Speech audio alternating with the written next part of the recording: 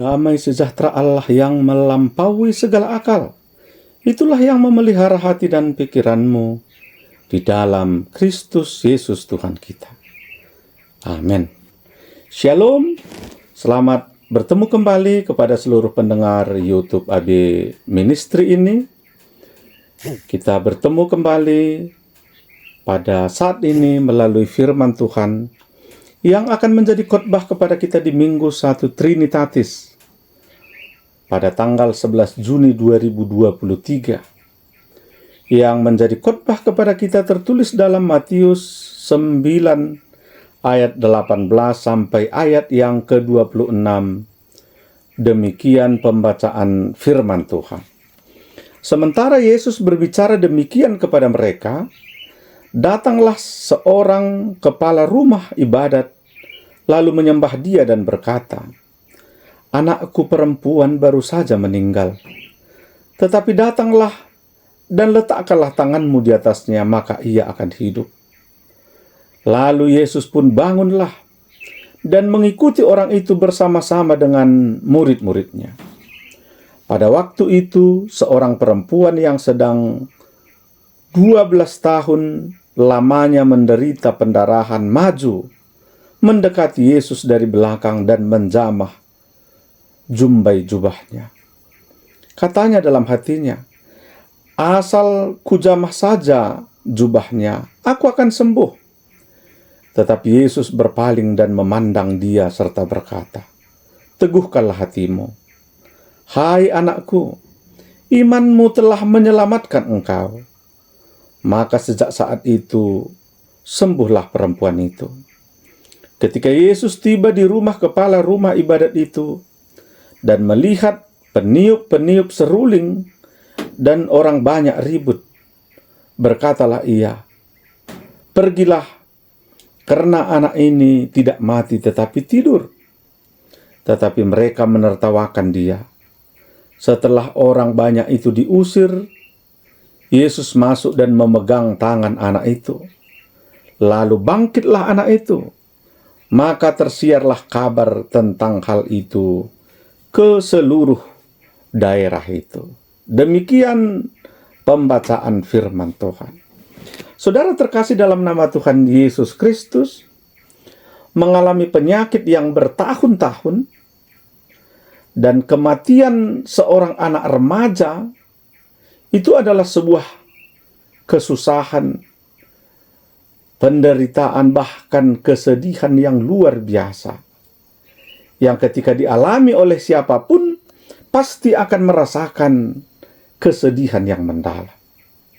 Saudara-saudara, dalam khotbah kita hari ini ada dua peristiwa yang terjadi, yaitu meninggalnya anak kepala rumah ibadat dan juga penyakit seorang perempuan yang sakit pendarahannya sudah selama 12 tahun. Alkitab mencatat bahwa Yesus membangkitkan kembali anak kepala rumah ibadat itu dan menyembuhkan perempuan yang sudah mengalami penyakit pendarahan selama 12 tahun itu. Itulah keseluruhan isi khotbah kita hari ini. Saudara-saudara, apakah yang mau diajarkan melalui firman Tuhan ini kepada kita?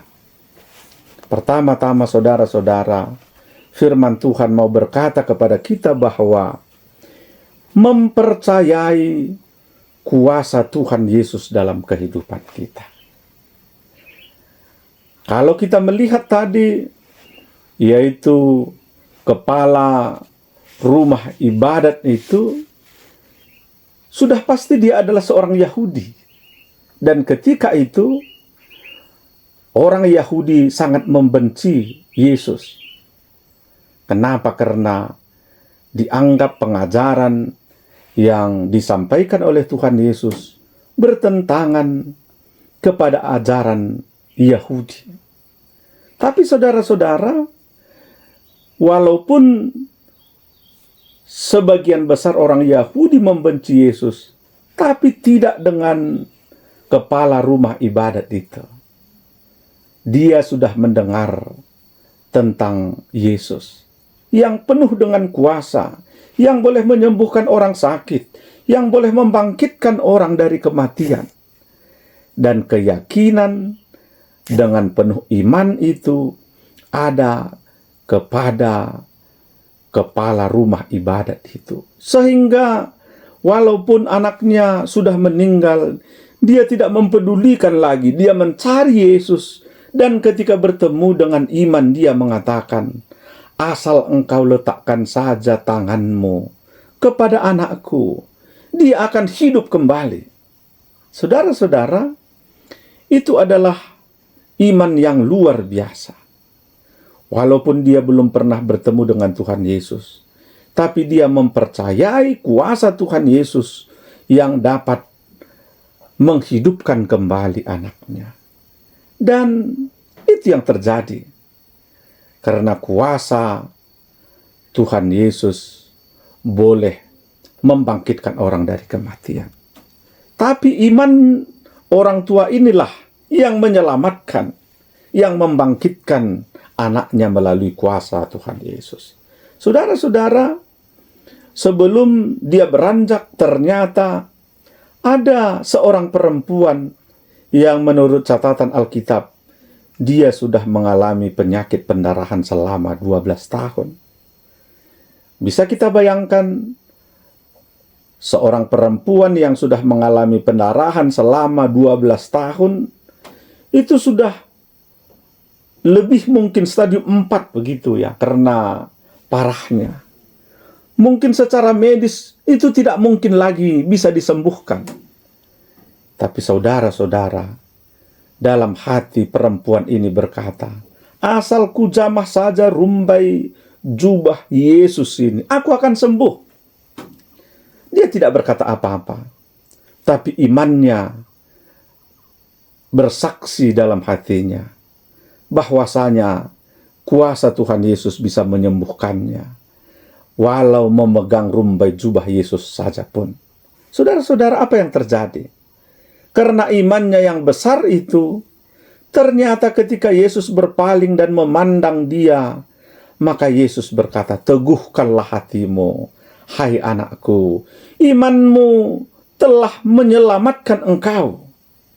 Saudara-saudara, sejak saat itu, sembuhlah perempuan itu. Mempercayai dengan iman kuasa Tuhan Yesus, menyembuhkannya dari penyakit yang sedang dideritanya. Saudara-saudara, tentu ini merupakan motivasi, pengharapan kepada kita semua yang mendengarkan firman Tuhan hari ini. Beban apapun yang sedang engkau alami hari ini, apakah itu sakit penyakit, apakah itu kemustahilan seperti kematian seorang anak tadi, itu adalah mustahil bisa dibangkitkan karena dia sudah mati. Artinya apa? Yesus dapat mengubahkan kemustahilan menjadi realita sukacita dalam kehidupan kita. Artinya, seberat apapun beban kita hari ini, separah apapun penyakit yang sedang kita alami pada saat ini, sepelit apapun persoalan-persoalan yang sedang kita hadapi hari ini, mari mempercayai kuasa Tuhan Yesus. Kuasa Tuhan Yesus bisa mengubahkan, bisa menyembuhkan, bisa membangkitkan, bahkan memberikan pengharapan di tengah-tengah kehidupan kita. Untuk itu, mari kita mempercayai kuasa Tuhan Yesus. Yang kedua, Bapak, Ibu, Saudara-saudara, iman adalah sumber keselamatan dalam kehidupan manusia. Kita telah melihat iman orang tua anak yang sudah meninggal tadi, yaitu penjaga rumah ibadat itu. Imannya begitu besar. Bahkan perempuan yang mengalami pendarahan selama 12 tahun itu, imannya luar biasa besar. Hari ini yang mau diminta kepada kita adalah bagaimana kita beriman tentang persoalan yang sedang kita alami. Ketika kita beriman, maka iman itulah yang menyelamatkan kita. Itulah yang memberikan sukacita, pengharapan dalam kehidupan kita. Saudara-saudara, ada sebuah ilustrasi tentang sebuah mujizat kesembuhan yang dialami oleh sebuah keluarga miskin. Dia diizinkan Tuhan lahir seorang anak di tengah-tengah kehidupan mereka. Akan tetapi kehidupannya miskin. Mereka tidak cukup penghasilan untuk menghidupi keluarganya. Sehingga walaupun umur anak laki-lakinya ini masih 12 tahun, dia bekerja untuk orang lain, untuk mengembalakan kambing ternak di sebuah keluarga kaya di kampungnya. Saudara-saudara, pada umur 13 tahun, anak ini mengalami kecelakaan. Sebuah mobil melindas kakinya dan patah. Dia pun dibawa pergi berobat. Berbulan-bulan kakinya ini tidak kunjung sembuh. Seolah-olah obat yang diberikan oleh dokter tidak berpengaruh signifikan untuk kesembuhan kakinya. Di suatu masa, pada saat Natal tiba, maka dia membaca ayat Alkitab yang tertulis dalam Yohanes 14 ayat 14. Di sana dikatakan, jika kamu meminta sesuatu kepadaku dalam namaku, aku akan melakukannya. Demikian firman Tuhan yang dibacanya. Dan ini tetap terngiang-ngiang dalam pikirannya. Saudara-saudara, dia memanggil ibunya dengan berkata, "Ibu, apakah firman Tuhan ini masih berlaku?" Katanya begitu. Ibunya dengan ragu-ragu berkata, "Ya, karena sesungguhnya itu adalah firman Tuhan." Maka jawaban ibunya memberikan semangat yang luar biasa kepada dia. Karena ada sebuah janji firman Tuhan yang mengatakan, jika kamu meminta sesuatu kepadaku dalam namaku, aku akan melakukannya. Maka dia pun berdoa dengan sungguh-sungguh kepada Tuhan untuk meminta kesembuhan kakinya. Dan dia berjanji, Tuhan, jika engkau memberikan aku kesembuhan, maka aku akan mempersembahkan hidupku untuk menjadi hamba Tuhan, menjadi hamba yang setia. Saudara-saudara, waktu pun berlalu, dan begitu dokter datang, ketika diperiksa kakinya ini, maka tim dokter membuat keputusan untuk menyuntikkan obat baru ke tubuh si anak yang sedang sakit ini. Saudara-saudara, dan ternyata obat yang diberikan itu boleh menyembuhkan kakinya. Dan dia pun menjadi sembuh. Dan seperti janjinya, dia melanjutkan pendidikan untuk menjadi seorang misionaris. Dan dia pun pada akhirnya dipakai Tuhan untuk menjadi seorang misionaris yang terkenal.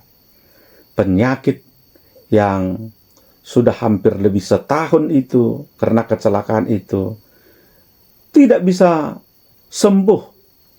Tapi dengan iman, dia meminta kepada Tuhan untuk disembuhkan. Maka doanya didengarkan oleh Tuhan, sehingga kakinya pun menjadi sembuh. Iman adalah sumber keselamatan. Itulah yang diimani oleh anak yang sedang sakit ini.